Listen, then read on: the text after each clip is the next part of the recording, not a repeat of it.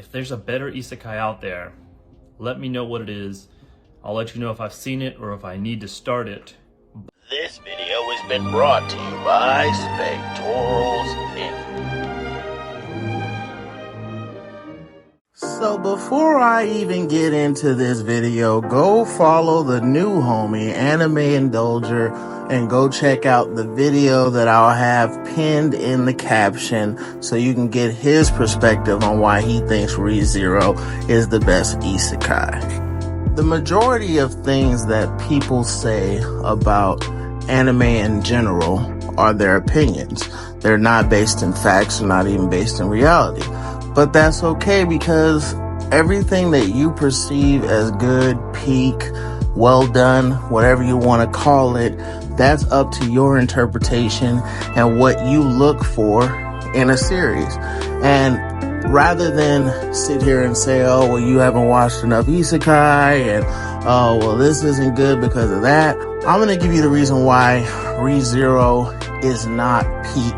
Maybe it's because you just enjoy the story of Subaru, but Subaru's journey is one of extreme angst, just extreme limited POV, because everything that he does is based on his selfish indulgences, and he doesn't really think about anybody else until he's died a whole bunch of times and realizes, oh, well, maybe I need to look at things from a different perspective.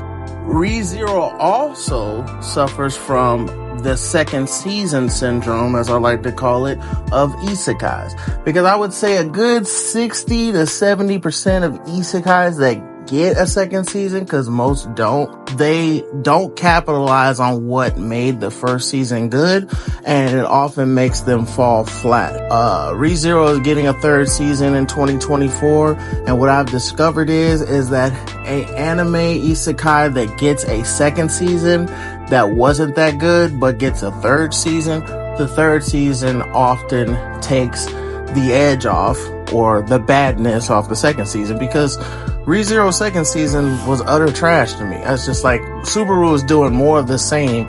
You don't really see that much growth from Subaru, and he's still very selfish. But enough rambling. Here are 10 isekai that I think are way better and more entertaining than Re:Zero. Japanese food from another world is a very grossly underdiscussed isekai. I think it's one of my favorite comfort isekais of all time. If you're looking for that fantasy adventure isekai feel that Re:Zero kind of gives you, I think Moonlit Fantasy is a better series that does all those things way better, and its MC is way better. However, if you feel like Moonlit Fantasy has a little too much gag in it, which it kind of does, Faraway Paladin is the more serious version of an adventure isekai. And then there's Drifters, one of the most under-talked about isekai ever. Because I think this could be the greatest isekai of all time if she ever finishes it and it gets another season. But I think Drifter Season 1 is enough to top most complete or semi-complete isekais. I think we need way more cooking adventure isekai series in the mix, because they just always hit. They really don't miss that often, and their main characters are always interesting. If you're tired of the over-tropification of the male MC in isekais, I think that women isekai MCs are far better than most male counterparts, and the magical revolution of the reincarnated princess and the genius lady, I think, is top tier when it comes to isekai, and it's far better than Re:Zero. With the villainess genre catching fire, I think the most heretical last boss queen from villainess to savior is probably the best villainess isekai that's out right now. And I think that it's going to be a high bar to try to top this series, even from a woman MC perspective. But if there was one to top it that's outside of the villainess genre, I think Reincarnated as a Sword is still probably one of the top 3 isekai of all time, in my opinion. Last but not least, the greatest isekai of all time, in my opinion, is Ascendance of a Bookworm.